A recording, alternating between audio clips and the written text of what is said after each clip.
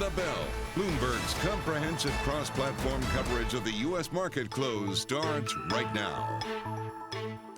We've got about 2 minutes from the close of U.S. trading and the closing bells. I'm Scarlet Fu here with Katie Greifeld. We're counting you down to those closing bells, and here to help us take us beyond the bell with a global simulcast is Massar and Jess Menton, where we bring together our Bloomberg Television, radio, YouTube audiences worldwide to parse through all the crucial moments of the trading day. And Carol, it looks like a down day. We're not able to extend those 3 days of gains, but it does feel calmer even with the regulators on the hot seat in front of the Senate. Yeah, it does feel like we're marking time a little bit, kind of waiting for what's next here. I mean, volume is way down on those major equity averages. We're off our lows of this session. We are down across the board, but it just feels a little bit like, meh, like what's next? Right, and something that's coming up pretty soon. We actually have some earnings after the closing bells. We'll have Micron Technology as well as Lululemon. So those are 2 companies I'm keeping a close eye on after the bell. Chips and leggings. Yes. What do they have in common? I'm not sure. It's but one yeah. of the few products out there that actually you don't have a chip in it, at least not yet. That's true.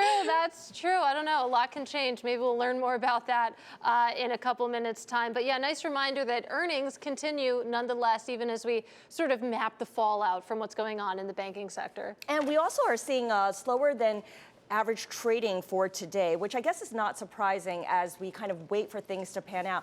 It's going to be a long wait until earnings season begins. That's not until, you were marking it, right, Carol, April 14th? Because I feel like it's going to be something that's going to ultimately be a mover. I mean, how do you make sense of VIX that's now at 20 again? It's down a little bit. The complacency, at least on the equity side, Scarlett, is kind of astounding. All right, there you go. There are the closing bells as we count you down. About 10 seconds to go, but right now it does look like the Dow, the S&P, and the NASDAQ set to finish in the red. The S&P 500 losing 0.2%, the Dow losing 0.1% as well. That's 38 points. And the NASDAQ is the laggard once again, off by 0.5%, as investors seem to shy away from tech stocks as a safe haven from all the bank turmoil. All right, and despite the S&P being lower on the day, you've got most names actually in the index showing some gains today, Katie, about 310 to be exact, 191 to the downside, 2 names in the S&P unchanged. And if you look at the industry groups, even though we ended on a lower note, it's a pretty even split up at the top. Out of 24 names, energy was your top performer, as it was all day. That group rallying by 1.5%. Then you have transportation, consumer services, etc. You go down to the bottom of the screen. Down at the very bottom is media and entertainment. Carol, off by about 1%. All right, speaking of media and entertainment, let's take a look at AMC Entertainment because, man, this one certainly came into our focus a few hours ago. At its highs, up almost 21%, finishing the day with about a 13% gain. You know the story. The Intersect website reporting that Amazon weighing a possible acquisition of the struggling movie theater chain. So that sent the stock actually hold, stop trading, and then, of course, a bit of a rally here. What's interesting is we talked with our Matt Day, and he said we haven't been able to confirm this story yet, although there's been things out there about moves by Amazon maybe looking to move more into entertainment and media. Do you want to mention McCormick? It's the Spice Guys. It is #1 gainer in the S&P 500 today. Best rally in about 3 years. Reported better than feared first quarter results. Said its pre-call presentation that for the rest of the year, sales will grow at an accelerated rate driven by robust growth plans. So basically, it was better than what maybe Wall Street was expecting. So this stock was up about almost 10% in today's trade. And then I want to mention Carnival up about 6%. It's been kind of a flip-flop because we saw that stock down about 5% yesterday on earnings. Stock rallying today. Wells Fargo upgrading it to equal weight from underweight, noting that the company has low near-term refinancing risk. Its business in Europe is holding up well, and its annual EBITDA forecast is reasonable. So that's it. That stock up higher in today's session, Jess. I'll grab the decliners. I'm going to start off with Affirm. This is a buy now, pay later service. So that stock dropping more than 7% after Apple did introduce a competing service called Apple Pay Later. So it basically will allow users to split purchases into 4 payments over 6 weeks. And this is pretty painful because Affirm, they already shed around 90% of last year in 2022. So if you're looking, though, at Apple, did finish mildly lower, just down about 0.4%. 1%. Another company I had to point out, so this was among the biggest decliners in the NASDAQ 100. It's Lucid Group, down about 7%. That's an EV maker, so this does come after yesterday. It did say it was recalling several hundred EVs due to a glitch that may cause its flagship model to lose power while being driven. And then, of course, we did talk about Micron Technology earlier, about how it's reporting results after the bell. If you want to check in where it closed, close to around 1% today, ahead of those earnings reports. And if we take a quick look at the bond market, blissfully, it was a pretty quiet day there. You had yields rising just a bit across the curve. The 2-year Treasury yield, it was the smallest day's move since March 6th. Certainly feels like a long time ago, up less than about 6 basis points. But we do have some breaking news on the earnings front. This coming from Micron, the redhead crossing the terminal right now, sees third quarter adjusted revenue at $3.5 billion to $3.9 billion. The estimate had been for $3.75 billion, so that was right in the midpoint of that range that they gave. So the second quarter adjusted loss per share came in at $1.91. The estimated loss had been for just 63 cents, but even still, you can see shares moving higher after hours, perhaps because of that revenue outlook. Yeah, and Micron was expected to give some kind of report that would really highlight the ongoing weakness in the market for memory chips. This is going to be an interesting setup for what we see in earnings season that does begin in earnest in mid-April as well. The demand picture is shifting as the slowdown takes place in the economy.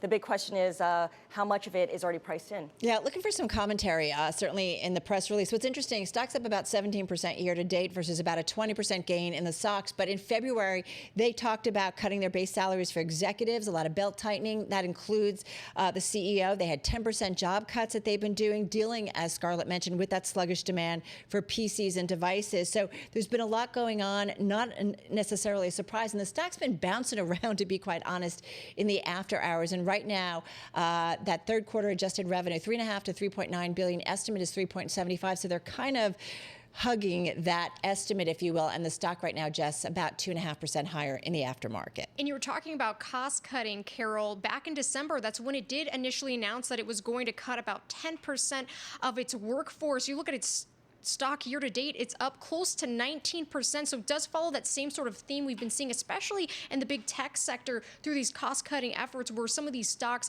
are beginning to be rewarded now. All right, Lululemon has just reported earnings as well, and I'm going to start with the one that's we put in red because it's the big one that really moves the stock, and this is the outlook. Full year net revenue of $9.3 to $9.41 billion. Analysts were looking for $9.1 billion, so that outlook is better than what analysts had been looking for. In terms of the fourth quarter, gross margin 55.1 to 55.1%, was the print. The consensus estimate was for 57.1%. So gross margin not coming up to snuff there for Lululemon. In terms of fourth quarter stores comparable sales, when you back out the currency effect, that rose 17%. Analysts were looking for an 18.1% gain. And fourth quarter adjusted EPS of $4.40 does beat the consensus estimate of $4.26. So some weakness on the top line compared to what analysts were looking for, but it still does beat on the bottom line for the fourth quarter. And the outlook is what investors are really responding to in the after-hours trade. And Lulu is an interesting one because the stock has held up pretty well. On the year, it's pretty much flat. Over the past year, though, it's down just a couple percent or so, really outperforming the S&P 500 over the past year. And again, it's that outlook driving shares a little bit higher right now, up about 2% or so after hours. All right, I want to go back to Micron, if we may, because one headline that's catching my attention is the second quarter cash flow from operations, $343 million. The estimate was for $923.7 million, which I think is pretty significant.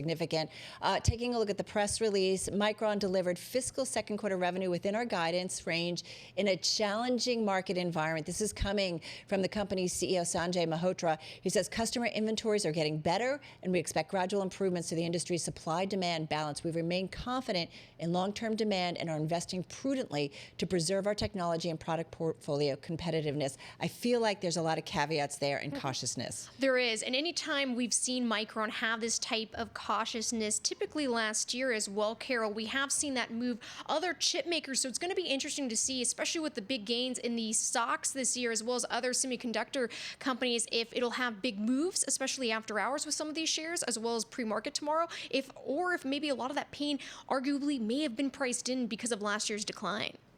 All right, I was thinking as we were looking at these results, how this sets us up for trade tomorrow. I mean, certainly people are going to be focused on Micron results, which are bouncing around right now. The stock is in after hours trading, and Lululemon is not really a benchmark for the retail space, but we do have more economic data coming out as well, and not to mention day 2 of these hearings on Capitol Hill, which, at least from my point of view, doesn't usually yield a whole lot of headlines. Can I quote you?